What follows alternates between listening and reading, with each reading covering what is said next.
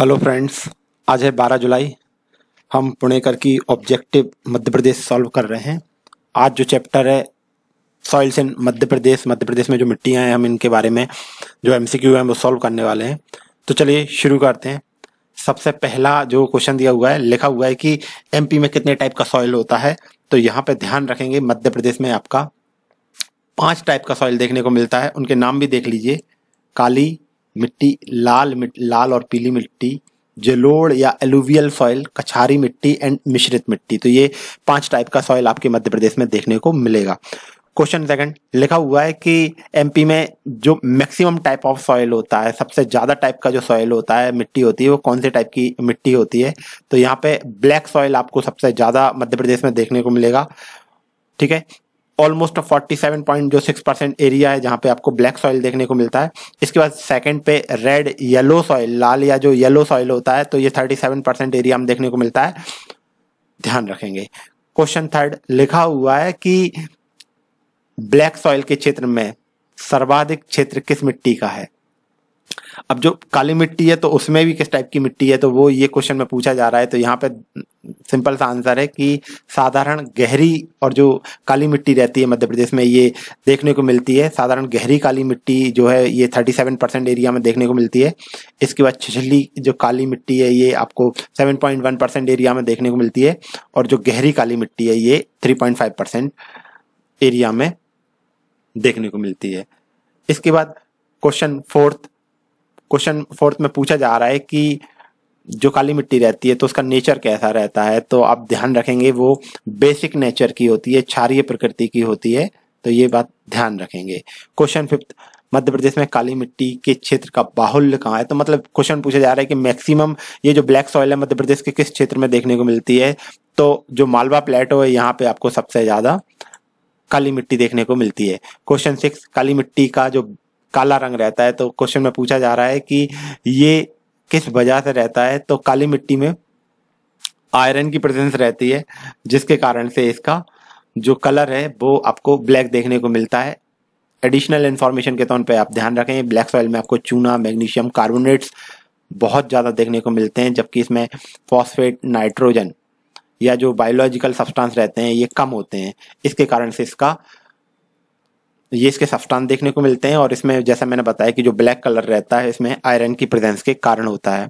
Question 7 लिखा हुआ है जो रेड येलो सॉइल रहती है, तो इसमें ये जो इस सॉइल का जो येलो कलर होता है तो वो किस वजह से रहता है।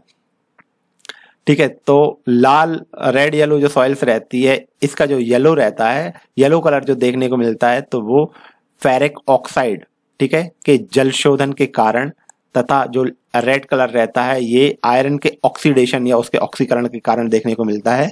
तो यहाँ पे जो क्वेश्चन 7 पूछा गया था कि येलो कलर क्यों रहता है, तो ये आप बताएंगे कि फेरिक ऑक्साइड के कारण रहता है, जल शोधन के कारण हो जाता है। और ये जो रेड कलर रहता है वो लोहे के ऑक्सीडेशन के कारण देखने को मिलता है। क्वेश्चन 8 लिखा हुआ है लाल पीली मिट्टी मध्य प्रदेश के किस पठार में देखने को मिल जाती है।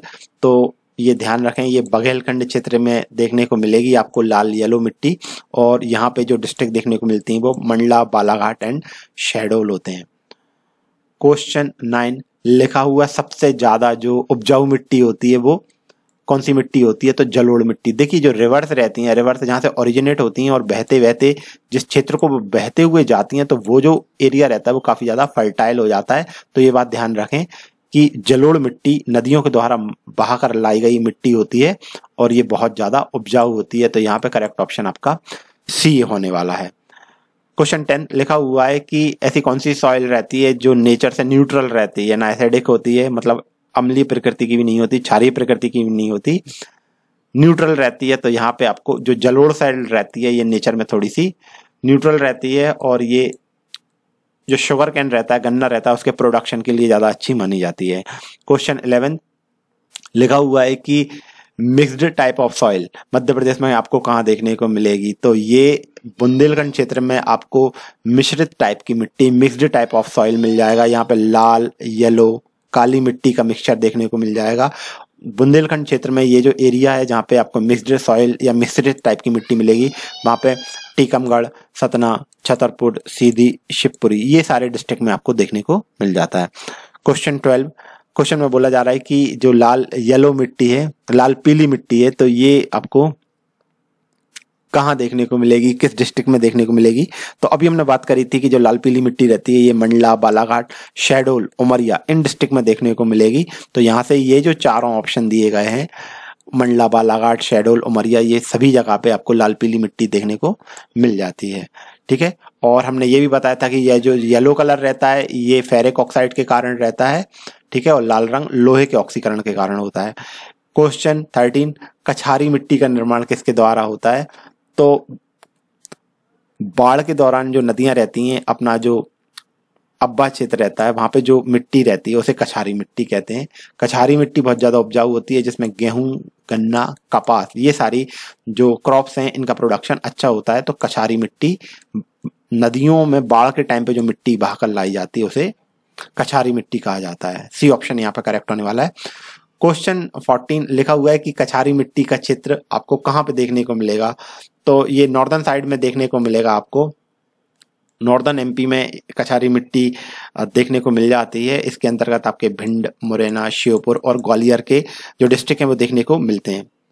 क्वेश्चन 15 लिखा हुआ है गहरी काली मिट्टी का जो क्षेत्रफल है वो आपको कितनी जगह पे देखने को मिलेगा। तो लगभग 3 लाख एकड़ जो क्षेत्र है यहाँ पे आपको गहरी काली मिट्टी देखने को मिल जाएगी। क्वेश्चन 16 लिखा हुआ है छिछली काली मिट्टी कितने प्रतिशत भाग में देखने को मिलती है। तो छिछली काली मिट्टी लगभग 7.1% एरिया या 57 लाख एकड़ का जो क्षेत्रफल है यहाँ पे आपको छिछली काली मिट्टी देखने को मिल जाएगी। क्वेश्चन 17 लिखा हुआ है कि सॉइल का जो अपक्षरण होता है, ठीक है, इरोजन होता है, तो इसको अब दूसरे नाम से जाना जाता है, तो इसे रेंगती हुई मृत्यु बोला जाता है। तो ध्यान रखें, सॉइल का जो अपक्षरण होता है या मृदा का जो अपक्षरण होता है, सॉइल का जो इरोजन होता है, इसे ही रेंगती हुई मृत्यु कहा जाता है। क्वेश्चन 18 लिखा हुआ है कि काली मिट्टी का चित्र एमपी में कहाँ पे देखने को मिलता है। तो ये आपको वेस्टर्न साइड में देखने को मिलता है। देखिए, यदि एमपी को हम ऐसे मान लें तो यहाँ पे कहीं आपको मालवा प्लेटो देखने को मिलता है वेस्टर्न साइड में। ठीक है, तो ये मालवा प्लेटो देखने को मिलता है। तो वेस्टर्न साइड में मध्य प्रदेश में आपको ब्लैक सॉइल देखने को मिल जाएगी। क्वेश्चन में पूछा जा रहा है कि ब्लैक सॉइल में क्या देखने को मिलता है। तो यहाँ पे आयरन, चूना, एल्यूमिना, ये सारी चीजें देखने को मिल जाती हैं। तो यहाँ पर डी ऑप्शन करेक्ट होने वाला है। ठीक है, जबकि इसमें फास्फोरस, नाइट्रोजन या जो बायोलॉजिकल सब्सटेंस रहते हैं तो ये कम होते हैं, लेकिन लोहा, चूना, एल्यूमिना, ये सारी चीजें देखने को मिलती हैं। क्वेश्चन में बोला जा रहा है क्वेश्चन 20 रेगुर या जो कपासी सॉइल रहती है तो ये किसको बोला जाता है। तो ये ब्लैक सॉइल को बोला जाता है। आपको ये बात पता होगी, ब्लैक सॉइल में कॉटन का प्रोडक्शन या जो कपास रहता है उसका प्रोडक्शन बहुत ज्यादा होता है। तो इसका जो एक और नाम है रेगुर सॉइल। ठीक है, ये ब्लैक सॉइल को ही बोला जाता है, ये बात ध्यान रखें। और ये जो सॉइल रहती है इसकी वाटर को होल्ड करने की कैपेसिटी काफी अच्छी होती है। क्वेश्चन 21 लिखा हुआ है एमपी में निम्नलिखित में से किस डिस्ट्रिक्ट में सॉइल का इरोजन या मिट्टी का जो कटाव है वो सबसे ज्यादा देखने को मिलता है। तो भिंड, मुरैना में आपने पता ही है, चंबल जो रिवर है वो बहुत ज्यादा कटाव करती है, तो उसके कारण बहुत ज्यादा मृदा का अपरदन होता है। और कभी कभी क्वेश्चन में ये पूछा जाता है कि भिंड, मुरैना जो डिस्ट्रिक्ट है यहाँ पे चंबल रिवर जो कटाव करती है, इरोजन करती है, वो किस टाइप का करती है। तो उसको बोला जाता है गली इरोजन।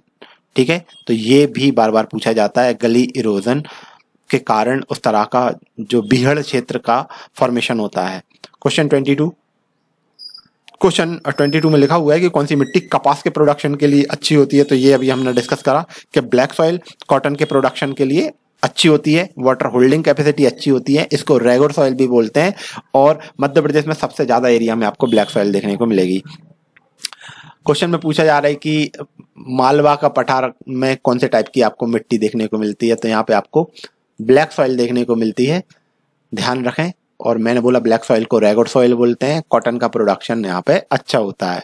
अब ये बोला जा रहा है उत्खात भूमि, बेडलैंड, वही बीहड़, तो वहां पे जो आपको इरोजन देखने को मिलता है, अपरदन देखने को मिलता है, तो वो किस तरह का होता है ये मैंने अभी बताया था, गली इरोजन बोलते हैं उसको। अवनली का अपरदन होता है, जिसके कारण चंबल रिवर जो रहती है वो अवनली का अपरदन या गली इरोजन करती है, जिसके कारण पे वहां पे बेडलैंड या आपके जो बीहड़ क्षेत्र रहते हैं उसका फॉर्मेशन होता है। क्वेश्चन 25 लिखा हुआ है कौन से प्रकार का जो कटाव है जो मध्य प्रदेश की नदियों में से मिट्टी जो गहरे नालों का गठन करती है उसकी ऊपरी परत को हटाता जाता है।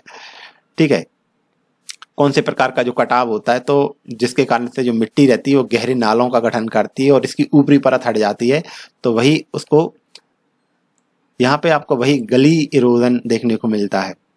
क्वेश्चन 26 लिखा है निम्न राज्यों में से किसमें ब्लैक सॉइल आपको ज्यादा देखने को मिलती है, तो गुजरात, आंध्रा, ठीक है, मध्य प्रदेश, तो ये सारी जगह आपको ब्लैक सॉइल देखने को मिल जाएगी। देखिए जो डेक्कन प्लेटो है तो डेक्कन प्लेटो में मैक्सिमम एरिया में आपको ब्लैक सॉइल देखने को मिलती है। क्वेश्चन 27 लिखा हुआ है कि दक्षिणी बुंदेलखंड क्षेत्र में साधारणतः निम्नलिखित में से किस प्रकार की मिट्टी पाई जाती है। तो देखिए जो दक्षिणी बुंदेलखंड का क्षेत्र है यहाँ पे सामान्यतः काली मिट्टी देखने को मिलती है। मैंने बताया था कि जो बुंदेलखंड क्षेत्र है यहाँ पे आपको मिक्स्ड टाइप ऑफ सॉइल मिल जाती है, वहाँ पे लाल मिट्टी, काली मिट्टी, पीली मिट्टी, सभी टाइप की मिट्टी लगभग देखने को मिल जाती है। ठीक है, और जो रेड और येलो सॉइल है वो आपको बघेलखंड क्षेत्र में देखने को मिलती है। क्वेश्चन 28 लिखा हुआ है ब्लैक सॉइल को और किस नाम से जानते हैं, तो ये भी हमने देखो अभी बताया कि ब्लैक सॉइल को रेगुर मिट्टी भी बोलते हैं, ये बात ध्यान रखें। और मध्य प्रदेश के पश्चिमी क्षेत्र के अलावा ये गुजरात, महाराष्ट्र, उड़ीसा, कर्नाटक ऐसी जगह पे भी आपको ये देखने को मिल जाएगी।